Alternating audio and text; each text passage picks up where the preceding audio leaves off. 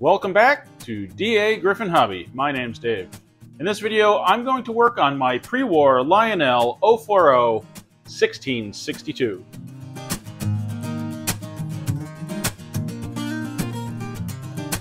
This engine's been sitting in a drawer for quite some time because the last time I ran it, one of the wheels fell off. So I just hadn't been in the mood to play with it. And then I recently saw online in one of the Facebook groups, somebody was selling one of these 040s that had been converted to an 060. Since it doesn't work anyway, I figured I'd take it apart, see if I could fix the motor that's in it, but also at the same time, see if I could swap in a 6-wheel motor to turn it into an 060. This is my Prewar Lionel 1662 040 switcher engine. And this one was just never in the best shape. As you can see, the wheel's falling off. The front coupler is missing. This is bent. Marker light's missing. The cab's bent.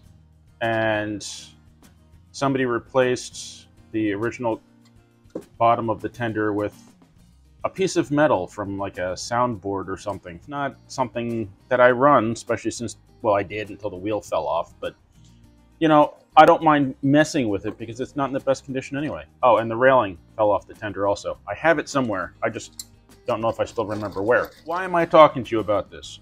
Well, because I saw someone online was selling one of these that they had converted into an 060. And I thought, well, that just sounds like fun. And I don't know if I want to do that, but I'm going to go ahead and take the thing apart anyway, because obviously I can't use it.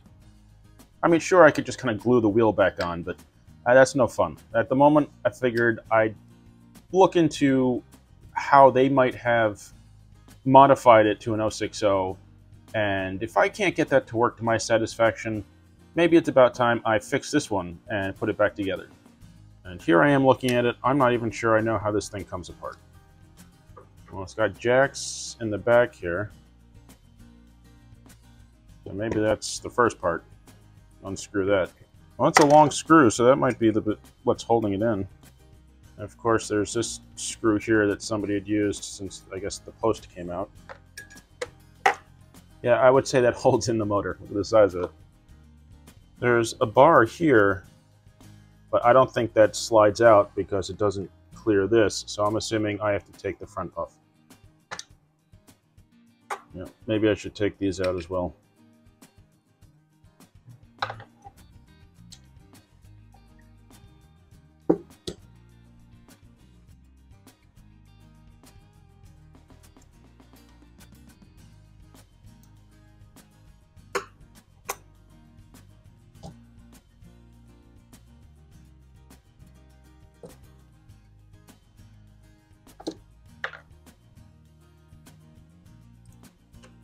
Well, this is an interesting motor.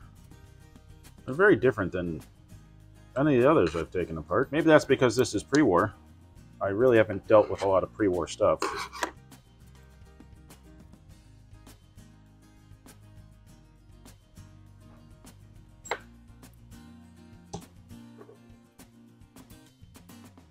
You know, it really is time for me to get a wheel puller and a press.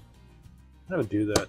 There's actually a number of engines I wouldn't mind pulling the wheels off for various reasons, you know, bent axles and worn bushings and stuff like that. So I should do that. I really should. Those wheels don't look properly quartered. Facing back. Shouldn't it be kind of like there and there?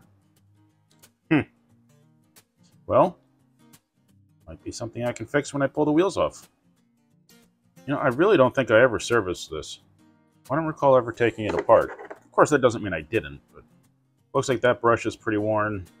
That's starting to wear. Not too dirty. I know you can replace it. I don't know. I've never done it. I don't really want to. I guess you cut it, and then that comes with a whole piece to replace. I'm more inclined just to break off the other one and kind of sand it down, smooth it out. Let's figure out if I have an engine that will donate a motor to this. This one's not going to work, but it's sitting here, so that a little oversized. That's from 675, I believe. Yeah. There's some pretty hefty wheels for a little engine. I got a few things here. 2 different motors that have been kind of used for parts. Obviously the E-units are gone. They might be, missing the brushes. It's time I stop scavenging parts and start buying parts I need. But let's see here. This one I wouldn't want to use because of the drivers here with the part that comes out like that and the smoke unit lever. This one would be more along the lines. And it would have to go this way because the E-unit's there. I just don't know that it's going to fit. Maybe it would need a different brush plate that was a little more compact. Or maybe that style. Well, that might fit better. Okay, so this would be the donor frame because of the lack of flapper for the smoke unit and for the drivers not having the post sticking off. Now, the one that I saw online, I'm wondering how much modification the motor or the boiler needed for it to work. Well, it sort of fits. It looks like the notch here is too low for the bar to hold it in place that was originally on this engine. But maybe there's another way to secure it. What would also be neat would be to be able to squeeze a smoke unit in this thing. That might be asking a bit much though. And then how do I secure the back? Since it mounts through a hole right here. Maybe that's the difference between the pre-war and the post-war versions. You know, projects aren't always about getting things done. Sometimes it's just playing and seeing what could or could not work. I mean, I consider this fiddling, and I think fiddling is a wonderful pastime. You know, I think the later ones, this hole goes all the way through and screws into the top of the frame. So I'll have to look at the 1656 and see if that's the case. This particular project is going to stall right here for now, but I learned a couple things, and that's a big part of fiddling, is just learning some of the basics about this stuff and what motors and parts could be interchangeable and what ones aren't. And I enjoyed myself, so that's always good too. I just looked at my 1656 and my 040 from the MPC era, and none of them have a hole right there. So I think I would need to find a way to mount the frame through this hole in the back of the boiler. Okay, so now that I know it's not a quick, easy swap, which I knew it wasn't going to be anyway, maybe I should just go ahead and put it back together the way it should be. But really, it is a very intriguing project. Volume, it's from New York. U.S. Army. It says U.S. Army, maybe control number. Let's lose. Can't really make it all out, but that's interesting in and of itself that this is from some sort of Army equipment. That's neat. And I don't remember if it had the pre-war or post-war wheels on it. I might have put the post-war wheels on it. I always like these cast tenders. They're neat. Separate coal load. It's got a nice recessed light here, so I think an LED would be nice in there, especially a directional one. It was funny. I was using this quite a bit until it stopped one day, and I went to see what was going on, and I picked it up and the wheel fell off. Wasn't expecting it. I also wasn't expecting these long screws.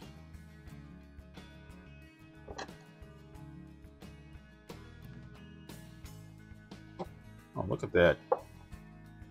Very nice. This might be the only time, the first time, I've seen 2 screws in an E-unit. I mean, they all have 2 screws on each side, but I've never actually seen 2 screws in one. That's not, I mean, it's not good, but that's not the worst E-unit I've ever seen. You know, I just realized now that the wires weren't attached to the brush plate. That's weird to me. This is different. I like it. Electronics cleaner.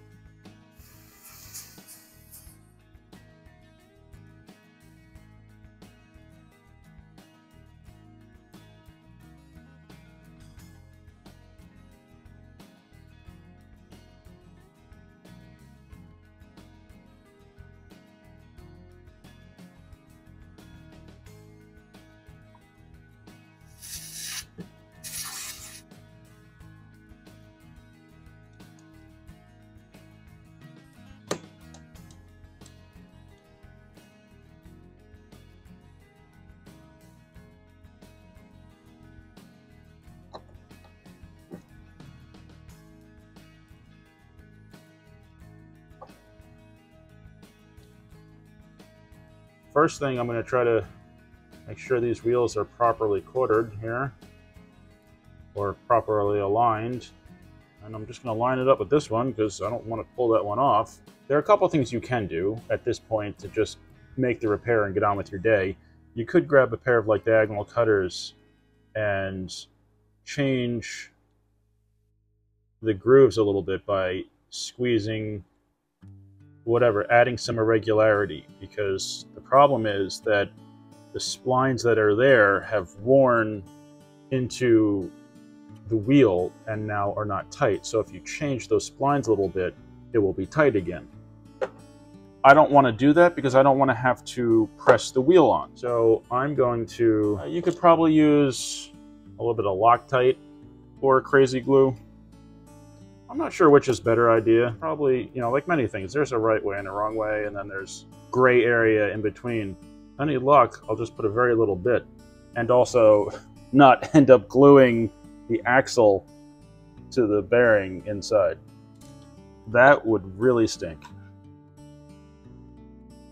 I'll just kind of place it on there and squeeze it on. And then hopefully that does it without, you know, major issue. Probably also could have put the wheel on and then put the drop of crazy glue here and let it sink in. So it will do that. These wheels aren't exactly straight. They all wobble a little bit, which is just going to kind of exacerbate the wobbling when it rolls, because I find these short wheelbase four-wheel engines tend to look like they're wobbling even when they're not. So, I mean, really, I should replace the axles, but we'll leave that for another day. New brushes would be good. I really should buy just like a big box of brushes so that I have them and I can always replace them.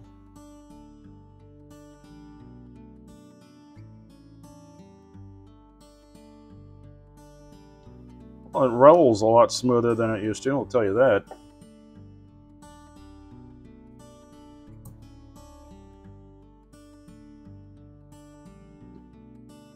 Time being, I'll just twist the power wires back together and go check to see how it works. Actually moving pretty smooth, pretty quietly. Quite impressed. I was looking at the pickup sliders and I figured, why not try to replace those? The nice thing about this engine, you take out one screw and then this whole bottom plate just comes off. And then you just pry up the contact a little bit and slide the contact shoe out. To put it back in, just pick up the contact, slide the new shoe in. It's a little different, maybe a little bigger, a little stiffer. I don't know if that will cause an issue, but I'm going to put them both in, then we'll see. So I'll test fit this back on, and we'll see how it does. And it does not work. They push way too hard, and it's keeping the drive wheels off the track. That's obviously no good. Maybe when I redo the axles, I'll have to get the proper shoes. Major difference where the shoe ends. This one you can fit a screwdriver under, this one you can't. And it's not that it pivots as much as it pushes the whole thing up. If I were to bend this tip up or cut it off, it might work. It's also why it's always a good idea to check things before you put everything back together. I did a quick wash on the shell. It could really use a much better cleaning and a removal of the railing, and probably a new railing, because this is very thin and very easily deformed. So replacing it with a thicker, stiffer wire might be nice. Haven't touched the cab roof. Still not brave enough for that one. I cleaned up the steam chest here, straightened out the front steps a little bit. This is actually much stiffer than you would think, so it's kind of impressive. It must have been dropped hard on the front because it was not easy to bend back, but I've got it close enough. I don't have a front coupler for it. I thought I did, but this is a part probably from my 1656. Front step is designed for a pre-war coupler, not a post-war. The post-war one, the gap would be much bigger. So it might just stay without a front coupler. At least it will for now. So I think it's time to reassemble this.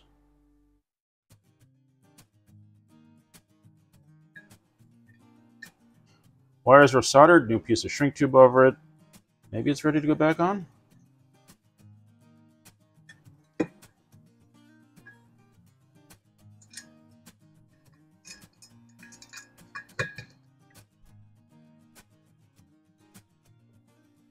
Unfortunately, the wire broke off the jack for the rear. I have to resolder that. As long as I resolder it to the right side, otherwise I'm going to have a short. It's soldered back together. I'm now a little disappointed I didn't put some shrink tube on it, hoping that doesn't cause a short.